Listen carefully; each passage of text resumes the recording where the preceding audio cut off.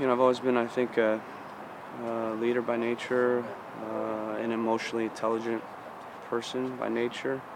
Um, why that is, I don't know, but I've always been a guy that develops good relationships with people. Sometimes not the media for some reason, but maybe because I put up a wall a little bit. But I really enjoy that side of coaching. I feel like to get the most out of your players, you need to know them inside and out. And I look at all the players on an individual case-by-case basis because they all come from different backgrounds, and you need to know the right buttons to push, and every player has a different button. If a coach takes the time to learn the ins and out of each player, I think that they overall will have a better understanding of the player and how to get the most out of them. And I think Coach Porter's good at that. He's consistently talking to players. He asks them about their family, and he knows the ins and outs of the player, and then he knows when to to tweak a little bit, and he can push the player a little bit. I like getting to know each player, so I know how to motivate them, so I know how to get the most out of them, so I know how to have a relationship with them and connect with them. What motivates them?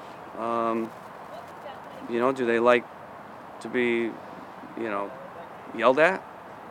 Do they respond to that? Do they not?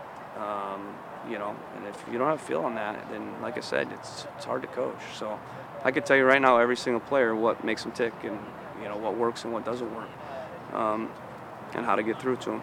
And that's a fun part of coaching.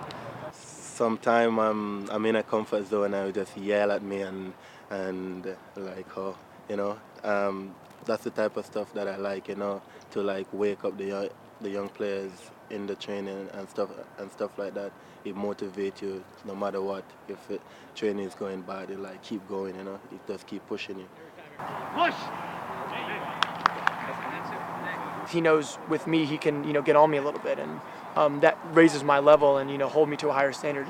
Maybe some other players you have to be a little bit treat them a little bit differently to get the best out of them, but I think he's done very well with that from top to bottom, at least from the players that everyone speaks highly, and you can tell that obviously something's working here in Portland.